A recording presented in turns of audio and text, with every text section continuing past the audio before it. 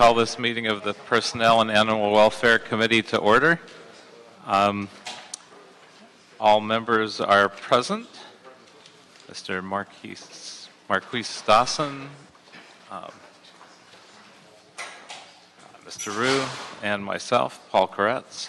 I'd like to suggest item number 2, item number 6, 7, and 8 all for consent if there are no objections. And with item number 7, I would like us to identify the funding source for the city's cost of that program in a future FSR. And so we'll begin with item number 1. Item number 1, communication from the mayor relative to the appointment of Dr. Sun Won Son to the Los Angeles City Employees Retirement System Board for the term ending June 30th, 2016. This matter has also been referred to the Budget and Finance Committee.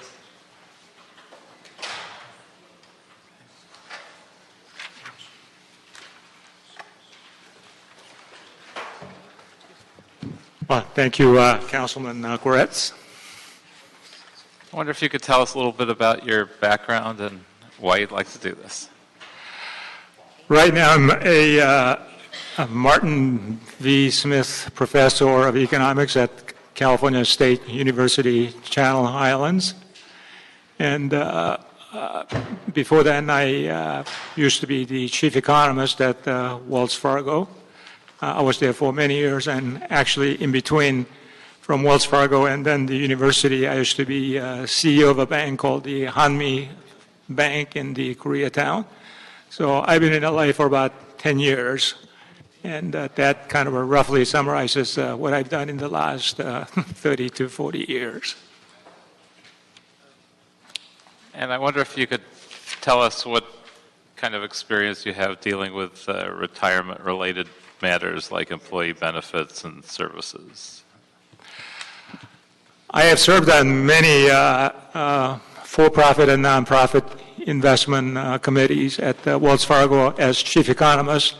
I was on the investment committee where we managed literally hundreds of billions of dollars. I used to be on the investment committee of a college called Bethel College and also Claremont Graduate University, where I was the chairman of the investment committee. I was on the board of the Music Center right here downtown, and I was on the finance committee, which managed the funds there.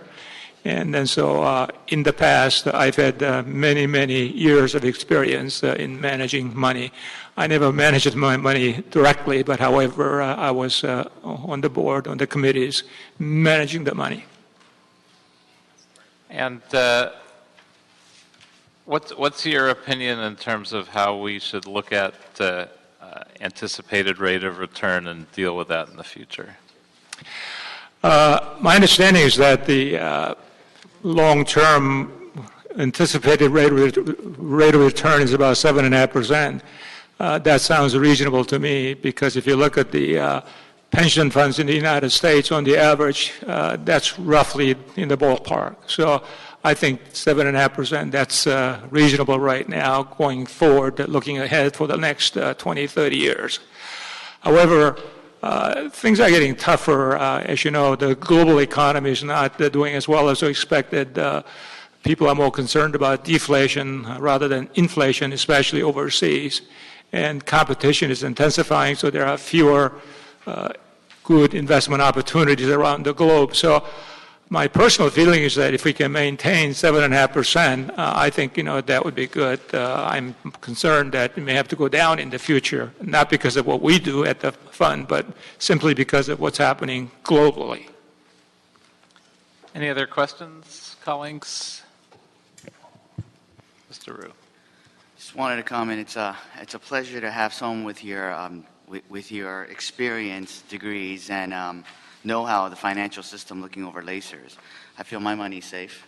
And I believe you are one of the most influential Minnesotans of the 20th century and well recognized for your work in the finance industry. So thank you so much for your service and look forward to working with you. Thank you. Appreciate it. Yeah.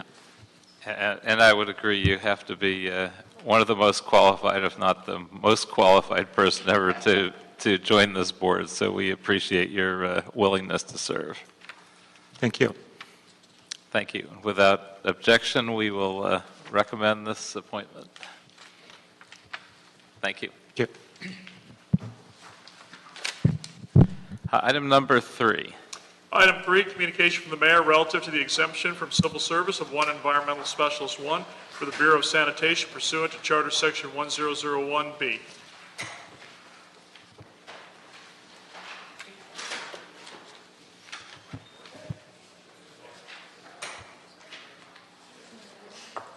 Good morning. Good morning, Lisa Mowry, LA Sanitation Chief Financial Officer. The city's classification of environmental specialist covers a wide range of areas, everything from hazardous materials management to land use to pollution prevention. Sanitation requested the exemption for this environmental specialist because we're looking for some very specific expertise in the area of climate change. LA Sanitation, as the city's lead environmental department, provides a significant amount of citywide support on the issue of climate change, including preparing the city's carbon inventory. While we've been growing our experience in this area as our staff have worked on it, with the work ahead for the city, we really need to take a significant step forward. And so we feel it would be appropriate for us to be able to do a very focused recruiting effort, including people outside of the current city who have been working in this field and already have that expertise and can bring that to bear and really jumpstart the city's knowledge and expertise in this area and increase the level of knowledge of the rest of the people who are already working on these issues for the city. So by doing this, we don't preclude anyone from the city from applying as well. That's still open. But we do feel we want to cast a wide net and get people who really are top-notch in this area and have been focusing rather than it being something that they've perhaps been doing on the side and learning about. Now, since we only have a relatively modest number of exemptions, and we have a number of sustainability officers in different departments, shouldn't we be looking at making this a civil service position? And maybe not this one specifically, but ideally we should develop some in-house expertise and create a pool of folks with this level of experience in this arena. Absolutely, and we feel this would be an opportunity if we get this, shall we say, seed person from the outside who has that expertise. They'll be working with environmental specialists that are regular city employees, and they will really be able to accelerate how quickly they're learning about this field because we do want to develop this expertise in-house. We don't want to feel like we always have to be looking outside. So we feel that this person will allow us to really increase the expertise we have with our regular city environmental specialist positions. And I don't know if you know what the current status is of exemptions or if there's anybody else in the room that does in terms of how far we've come in using up the 50 additional exemptions that we provided. Currently, we have 148 exemptions in the 150 pot, and then we have another 7 in the additional 50. In the future. So, total of 45 left to be Well, used? actually, 148. Right, 45. Okay. Now, how will this position interact with the new sustainability officers that the council and mayor have authorized for other departments? There will be some interaction as the chief sustainability officers develop work that needs to be done related to the field of the climate change, whether it's updating carbon inventories or other sorts of planning work. So we do expect that there will be some interaction between the positions. Other questions, comments? Mr. Rue? It's probably for the CLA or the. Could we also get some information on the current exempt positions and where they're located, and maybe a little history, a little summary of the actual? It's not specifically for this item, but overall. Yes. Okay. And what's the urgency for this position? I mean, is there an urgency? There is. There's certainly a lot of plans for the city to do more climate change work. As you've all heard, we're having huge discussions about El Nino preparedness, and that's just one of the many areas that we're looking at citywide, is how events like that are impacting city operations and how we can be better prepared for those in the future and make sure that we're a more resilient city and ready for those types of events. Any other questions, comments? If not, I will recommend this one without objection. Thank you. Item number 4.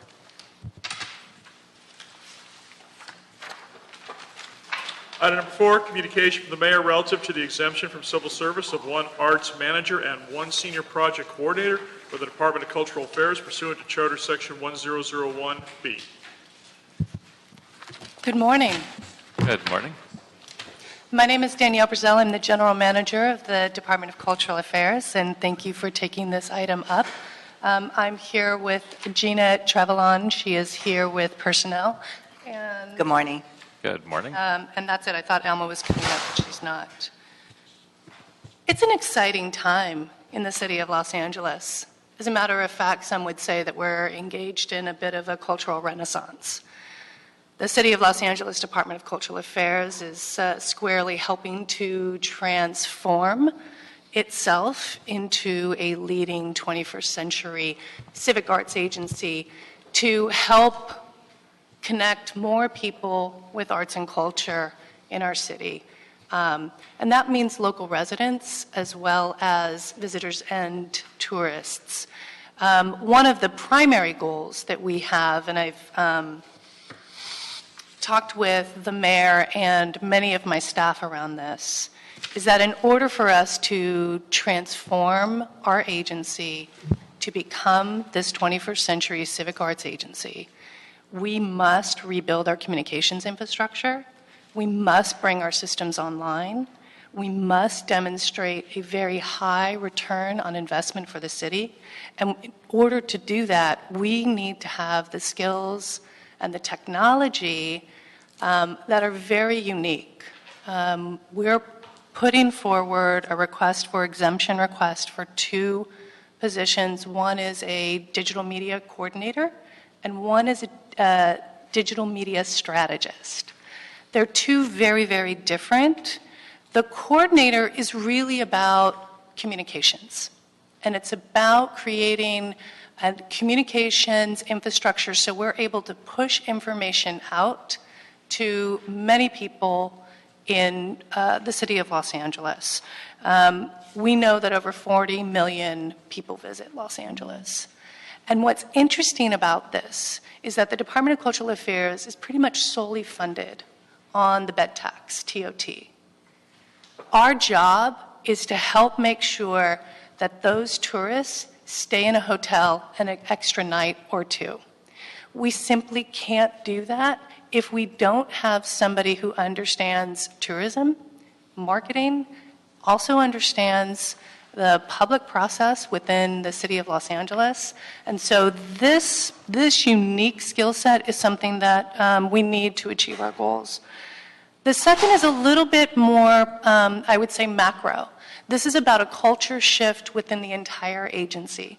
This is not only performance metrics, as we all know, so this is very much about making sure that we can transform the reach of the agency both from a quantitative to a qualitative narrative about the impact that the Department of Cultural Affairs has. And we need to be able to train staff at the senior level all the way down to the bottom, because we're transforming again from that 21st century frame from a top-down level into spoken wheel. And so, again, it's very exciting, but we need these exemptions to achieve our goals, so thank you. Now, why can't this be done through the usual process? Why are these exempt positions? Well, it's my understanding we simply do not have the unique skill set that we need that can bring in the public sector component, which is the marketing, the tourism, the innovation that we need.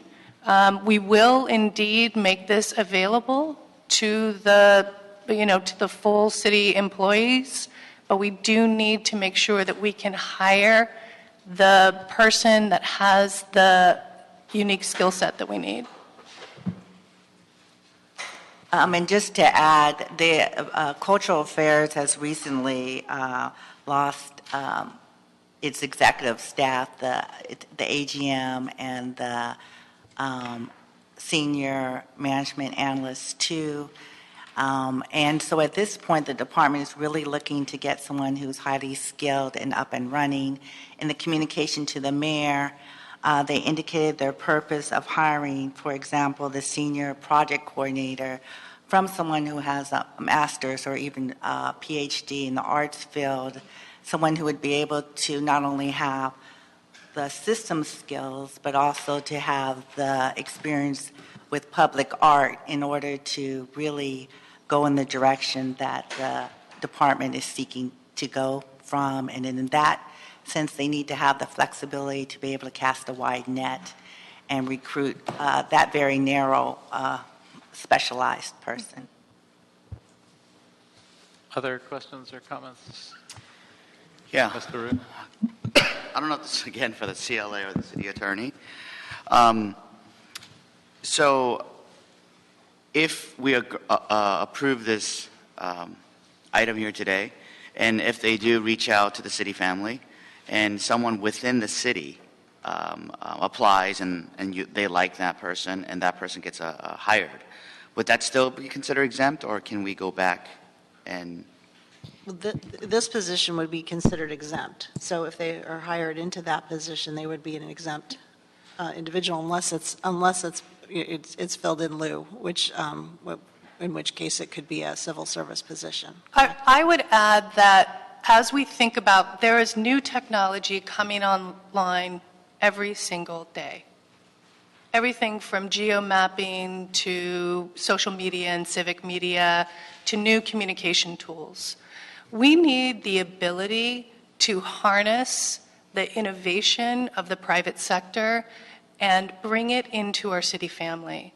And so I think that as we think about these two positions for a department of our size, they can be transformative. We are a very small department with an enormous mission and very little resources to do this. The way to achieve our mission is through innovation, and we need to be at the top of that innovation bell curve for the next 25 years. No, no doubt. I fully commend on everything that you're doing, and I fully support this. But based on that one comment that you said, I was wondering, could there be a dual track? Because obviously we have that cap on the number of exemptions throughout the city of LA. So if that person happens to be within a city civil service employee, can we... If the individual that's actually filling the job is appointed off, for example, the arts manager eligible list that is currently available, then this exemption would not be necessary. So the department has an option, has that ability? I'm not sure if they've ever asserted the arts manager. Yes, we have. So basically, you exhausted whatever candidates were available That's to actually fill it on a civil service status position. And as a result, if anyone in the city might be considered, for the most part, they would end up they would be an exemption. So at this point, it looks like even if somebody were to be hired from the city, we would end up using this exemption. regardless if they're inside or outside the city, because they do not have the civil service, they're not on the civil service eligible list for arts manager. Yeah, and that's just an amendment, a correction to what I had said. There is an eligible list for this particular classification, so it can be hired either off of a civil service list or an exempt authority outside of that civil service list. And exempt positions, do they have a salary schedule or a salary cap, or? There's a salary tied to each of the classifications that are listed under the exemption. So they're requesting an exemption for arts manager. There is a salary range for that class, as well as senior project coordinator. There isn't necessarily a cap for an exempt position, but there is a salary range for each of these job classifications in the city salary table. Do you know what the salary? Hope we're competitive. I know, right? The director of digital strategy is between 71 to 105. Which is the arts manager? That is the senior project coordinator. Okay. And let's see, let's hope. And the arts manager 1 is 90. Is that comparable to the private sector? It's a little bit lower, to be perfectly honest. However, what we have to offer is quite, how would I put this? The people who work in the Department of Cultural Affairs are motivated by public service and through creativity. And so I think we have something that is unique. We just hosted about 250 arts funders here in Los Angeles. And the complexity and the excitement that the national community sees Los Angeles is nothing short of extraordinary. And the amount of people that came up to me excited about what the work that the Department of Cultural Affairs is doing, I think speaks to this. I agree. I think you're onto something here, and I think everybody in my office who works for me also took a huge pay cut. Great. So I think people are excited, and I'm very excited about all the things that you guys are doing. Great. Thank you. Mr. Harris-Dawson? So we're having a discussion about a couple of positions, and there was some talk about someone having a master's in arts, and I'm just trying to get a sense of what the qualification schedule is for the digital, the position that involves digital art. Sure. The senior project coordinator is one where we're looking at somebody who has a unique skill set that has both a digital, there's not a whole lot of degrees in digital strategies. Right, that's precisely why I'm asking. So this is where it gets very tricky, because we want somebody that has an arts background but also has a background in new digital technologies and strategies. And there are a few little programs. So there's one program at Oxy that kind of is this hybrid.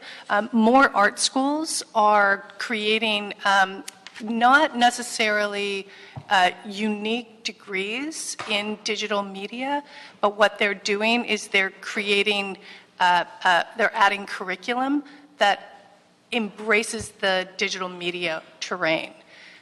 Our field is becoming ever more sophisticated in the way in which we have to demonstrate the value of arts, culture, and creativity to our society. And so there isn't a distinct degree. We would want somebody who's done some research, some papers, who has some methodologies that they can bring to us, and some real life examples of the work that they've been able to do within agency culture change. So that's what we're looking for. I hope that answers. This will be exciting to watch, because in digital arts, and I think social media more broadly, the people who are the best at it can only demonstrate it by doing it. There aren't credentials, and certainly the people that I know that are good at digital arts, they have not written a paper. Like, they don't pay attention to anything that long in order to do something like that. So I will be very curious to see how you all cull through the candidates to determine who's qualified and what kind of qualifications you want. Because again, it seems to me the most exciting and cutting edge and even effective things done on the internet in particular are done by people who wouldn't be able to demonstrate that on a piece of paper. You know, in many ways, I've seen some incredible examples. I mean, we've seen the way in which an artist can visualize big data and make it meaningful is nothing short of extraordinary. And so there are many creatives that are actually operating in this kind of hybrid space. And we think that it could potentially be a model to perhaps inform civil servant positions for the city moving forward, because I think that it's something that, quite frankly, I see the Department of Cultural Affairs being the city's creative agency. And so let's use cultural affairs to take those risks, and perhaps sanitation may end up following our trajectory and learning from us of how they can use big data to visualize how excellent their services are. Well, I'm going to suggest that we approve this item. On the other hand, I think we are seeing too many exemptions too quickly, and I might suggest that the mayor's office take a closer look at this. Do you have another question? I'm sorry, I neglected to ask this question, and please pardon my standing. I'm having back trouble. So this need is not going to go away during the time any of us are here. So I'm just wondering why it's in the exempt category. If we not, I mean, this is going to be an ongoing thing. Well, I think that you're absolutely correct, and this is an opportunity for the department to work with the personnel department as to updating the classifications. If the current requirements or skill set that is listed in the job classification of arts manager is not sufficient and needs to be updated, we can certainly do that. So in the future, when these positions or this position becomes available, we can certainly go ahead and begin to recruit and bring people to the city with that skill set. We can certainly update that. That is part of the process. When a job becomes available or an exam process begins, we routinely reach out to the departments that use that classification to determine whether or not there's been any changes specifically in technology, because technology is just moving down so we need to check in to see, does it impact the applicant pool, the requirements, the skill set, the examination process. All of those steps are taken prior to. And just a follow-up question for that. So with the current exam process and application process, would you even know if this was a skill someone had? We would assess whether or not the candidate had that. Yes, that would be part of the examination process. If the department explained to us that this was a critical skill set that we needed. There's also a piece about recruitment, and I think that the issue about salary, are you going to be able to attract the individuals with that skill set given the salary? Are the recruitment efforts out there to, again, reach out to those individuals with that skill set? All of that is put together as we do an exam process and work with the department. But the first thing we really need to understand is, has the job changed? How has it changed? What is the new skill set? How does that impact the requirements to even apply for the job? And again, coupled with recruitment, going out there and being able to reach the people with those specific skills. So am I to understand that the qualifications needed for this job were put out and people got to respond to that. Right. And among the responses, Right. The current arts manager eligible list was established in December of 2014. So prior to that, there was an examination process which included, first of all, us reaching out to the department and also identifying, again, updating the class specifications, talking to the department about what the skill set is needed for the job, integrating that into the exam process, and also specifying what the requirements are for this job. So then we put out an announcement. It says, these are the requirements. People submit their applications. We do an assessment of some kind, maybe an interview, what have you. They're scored. They're put on the eligible list. And that may also include some recruitment to, again, attract did people. recruiting, is that the case in this, for this particular position, or it's not something you know offhand? I don't know offhand. Okay. But that would be the normal process, and that would be something I would suggest in the future. I think that based on what the requirements that are listed here, it looks like the requirements may have been updated. I'm not sure. Do you? Yeah, the needs are, not to the extent for this particular position. The Cultural Affairs did go through a series of interviews for art manager, certainly the candidates. But was the digital? But the digital, no, this is a Right. very specific, So it wasn't integrated in position the change. last exam process? It was So not. it's something that can be integrated in the future? It was not. Some of the programs, CalArts, they like you said, some of the degrees programs haven't caught up, but certainly they have students who that is the world that they live in, and that is what they're doing. And so Cultural Affairs is seeking that flexibility to be able to identify and pick up those skill sets wherever they may come from. Yeah, I mean, it's just, I'm asking because it's hard to imagine that you wouldn't attract someone. I mean, we're in the digital creativity capital of the world in this city. So that's why I was asking specifically, could you have a situation where people could have applied and they have those skills and we didn't ask about it, essentially? And it sounds like that's what happened. Those candidates would be eligible to be interviewed for this position. So they would be able to be vetted with the new lens. I would love to just share with you a couple large-scale projects that we're about to hit the ground running with. So our need for this is quite eminent. We have a new 2.0 website that's going to be launching in December, and this will give real-time information from both a discipline-based as well as a geographical framework of all arts and cultural events that are happening that DCA is connected with. We are working on the first public art biennial, which will create the first citywide public art festival in 2016.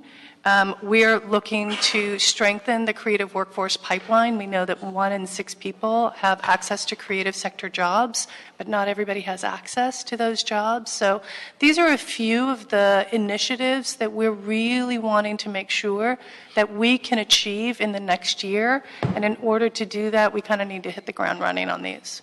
And we're just about hitting Out of time. out of time, so I'm going to ask that we move forward with this item, but also ask the department to do what you've suggested and Yes, I think it might be seek in our this best skill interest set in the to, future right, to try to have to work them with, at City Hall. Cultural Affairs change the class title, whatever the case may be. Mr. Chair, can I just, I'm sorry, I know we're almost out of time. I just want to really quickly add, I fully am with you, Councilman Harris-Dawson. And, one more thing to add at this point is, it was a bad budget year before. Going forward, I think we also need to look at, and I spoke with the personnel department before. About, I'm with the. yeah, right. Right. About training our staff. It's about internal learning capacity. The reason they have to go out is because they can't fill from within. So going forward, we need to think about how we train city employees for additional continuing education, workforce training, whatever it takes, because we're going to have a huge rash of retirement of the baby boom generation. And when that happens, we're going to lose even more skill sets. And it's been a while since we had adequate money for training. Yeah, so- but now we may be in that. Hoping period, next budget so. cycle we could really remember that. I think just to add to, and take even more time, Mr. Chair. Sorry, Mr. Chair. But keep it short, otherwise we'll be missing our council meeting. To add to Councilmember Rue's point about training, I also think that I would love to see some creativity around culling the talent amongst the workforce. So, just as an example that probably doesn't apply, but, when I was running, I was told this guy, Mayor Sam, works for the city. Well, I just wonder if the fact that this person does a blog is a part of their personnel profile. Probably it isn't. We might go and hire someone to do a blog, and this person's sitting right here, but we don't have a way of knowing that that's putting that together, because this skill set is so new, and it's only been even marketable for 3 or 4 years, really. So no one would think to go, on the side, I know I can code in HTML or do Flash or blah, blah, blah, blah, blah. So that's the part of it that I'm concerned about too, that we do need training for people that are here, but there may be people that are completely capable of doing it. We just have no idea. It's interesting you raise that, because many, many, many years ago, the city used to do a skills inventory of its personnel, and that's probably gone by the wayside for a number of years, but that's essentially, I think, what you're saying. Exactly. And just to beat a dead horse a little bit more, Which you have about 10 seconds to do. Maintaining that kind of skills inventory for city employees is something that we've looked at over the years, but it also is a financial issue in terms of maintaining that on some sort of HR system. But that is something critical. But we probably have better computer systems and other things, so it's probably more viable now. We don't have an HR system, but there are technologies, yes, that are available that are a lot cheaper than they used to be. But again, it's still about money. But we can certainly talk about that, and even within the exemption discussion. And that's something I've been talking to personnel department about for years, so maybe it's time to renew that discussion again too. So I'm going to suggest that we move this item, that we direct the department to look at creating these skill sets. Perhaps we'll come back with something on a skills inventory. I think that's actually a really good idea. And I think we'd also like to ask for a report back from personnel on this process so far. How many project coordinators have we approved, and which departments, and a sentence or two on what they do, which ones are pending, so we have a little more of a handle on what's happening with approving these exemptions. And so without objection, I would ask that we do all those things, and so that item is passed. Item number 5. And Item 5, communication from the mayor relative to the exemption from civil service of 1 management analyst 1 and 2 project coordinators from the Department on Disability pursuant to Charter Section 1001B.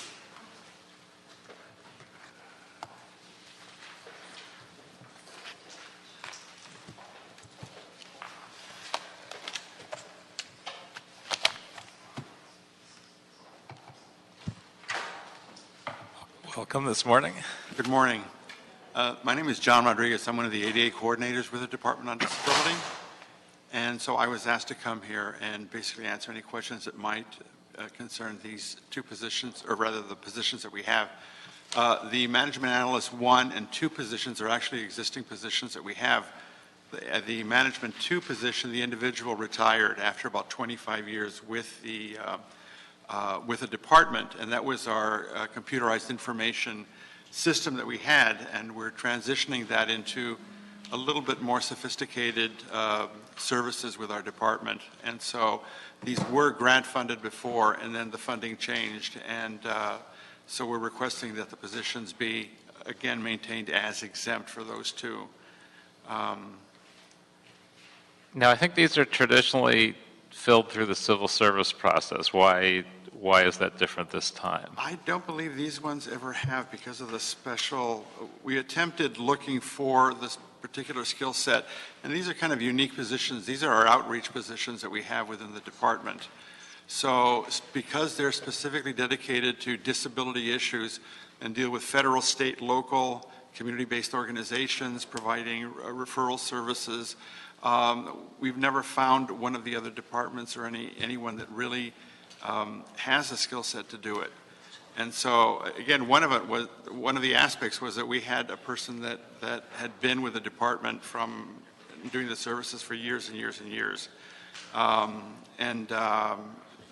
they left. So, one of the other aspects that we have of this is that in addition to providing the referral services, maintaining the data, doing the outreach, they provide special events. In fact, right now, if you came in through the Spring Street, this is Disability Mentoring Day.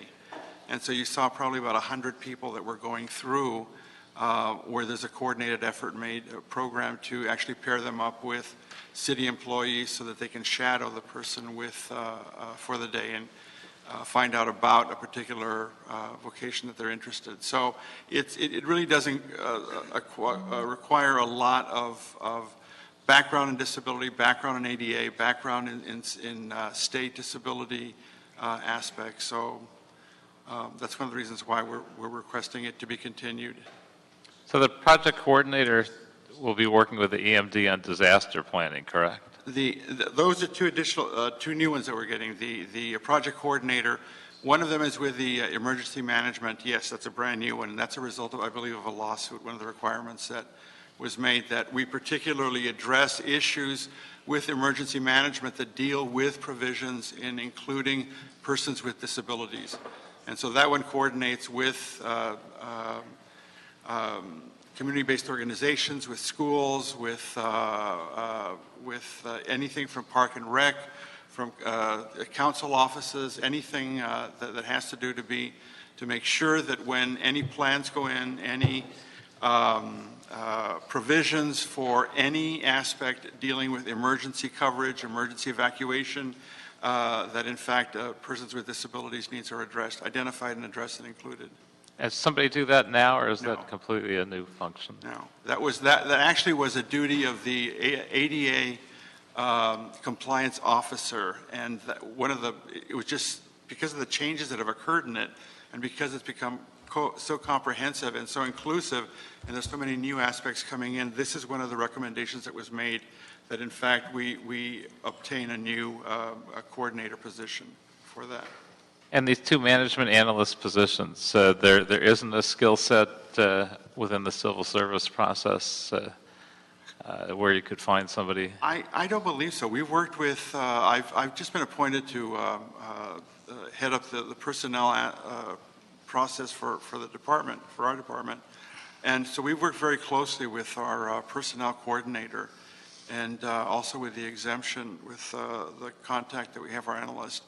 And it's because of the specific area that it deals with in terms of persons with disability, accessibility, reasonable accommodation, all of those kinds of things. It really doesn't. We really don't see that kind of skill set anywhere else. Questions, comments? Just quickly, so you've exhausted all the civil service lists? I believe they have, yes. This just, again, reaffirms our previous discussion. We really got to focus on training, mentoring, skill set transfer, whether it's changing criterias or qualifications. I mean, because this is going to happen more and more as we go forward. Yeah, and one of the things that the gentleman mentioned is somebody was doing that job for 20-something years. Yeah. And the fact, and there was no ability there's to no transfer, right. Right. And a lot of that had to do with, the economic crisis. So they weren't able to necessarily train up and transfer that knowledge and expertise. But I do know, I met lots of city employees who are highly qualified. But maybe it's what you were talking about earlier of having a new assessment of inventory of skills or changing classifications or whatever it takes. But this is going to happen more and more as we go forward. So we really have to take a look at it. Council members, my name is Dan Yoshimura. I'm with the Personnel Department. I am part of the liaison group that assists disability, and I can tell you that my experience has been one of the issues with particularly smaller, very specific departments is that not just that we have the larger civil service lists, but in many cases with small departments, very specific policies or directions, and a relatively lean administrative staff, you're not always likely to get the people who have all the skills that we're looking for. These are very specific, very ambitious number of skills that they want a person at this level to have. It is appropriate to this, the class and it is appropriate to the level, but because of the size of the department, in many cases it's very difficult to get highly qualified, the type of highly qualified individuals that we're looking for to automatically want to come to the smaller department. So there's that, that problem as well. Any other questions, comments? I'm reluctantly willing to move this forward, but I fear that while your situation is somewhat unique, there are a lot of situations that could be this unique, and we could blow through our exemptions in 6 months. So I would again encourage the mayor's office to look at the list of exemptions that are requested more carefully, and again, we'll also look forward to getting that report back. Thank you. Mr. Thank you very much. For clarification, that would be one management analyst, 2 position, 1 management analyst, 1 position, and 2 project coordinators. Yes. Thank you. And that'll be approved without objection. We have 3 members of the public to speak, and we, due to the lateness of the hour, will give you 1 minute each. The first speaker is Yvette Burke, to be followed by Deborah Regal and Jennifer Lang, I believe. Lang or Long, I can't quite read it.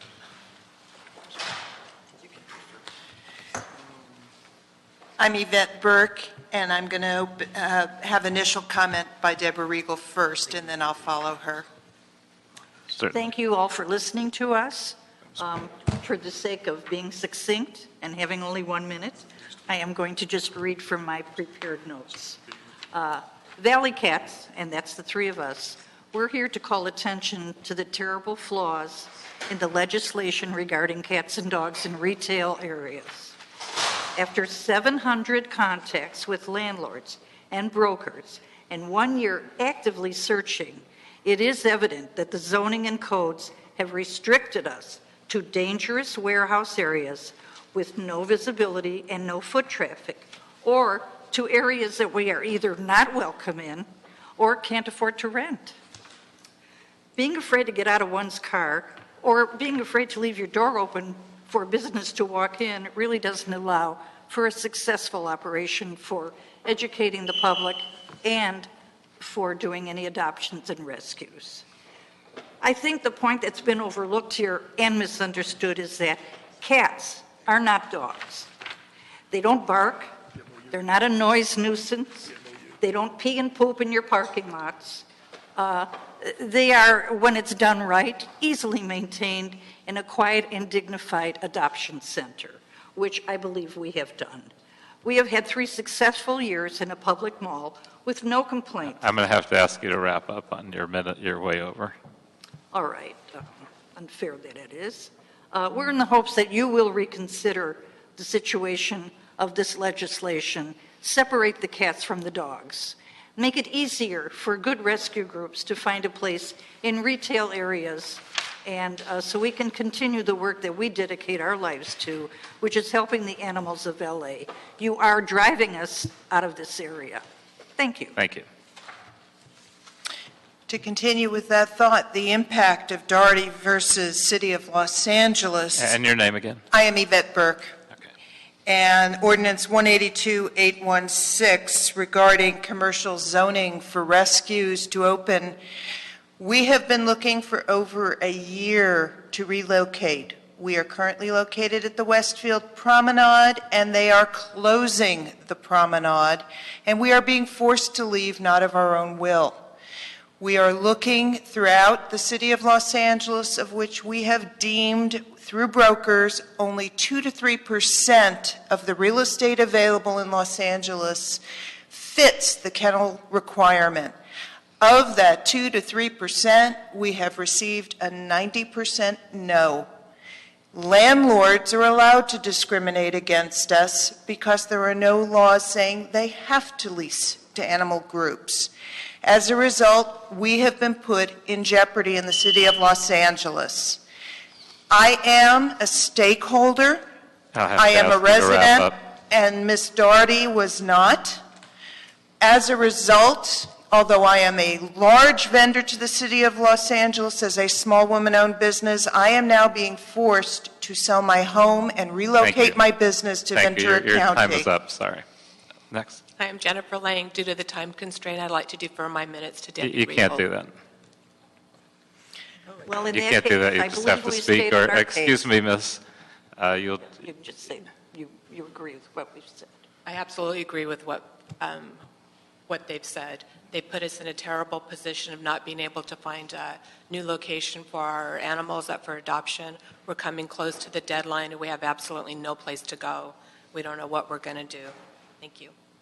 and we can't take any action here. I will tell you there are a couple other groups that have had the same concerns, and so We're just calling attention to. we'll take another look at this and see if there's a way to deal with it. I don't know if it'll be timely, though, in terms of changing zoning and all that in time for your situation. It probably won't, and as a result, you're going to lose constituents and businesses to Ventura County, where they are encouraging us to come up there and adopt animals. And that's a shame for the animals of the city of Los Angeles we pull from the high kill shelters. I don't disagree, and I appreciate you bringing this again to our attention. We'll take a look at how we can deal with it.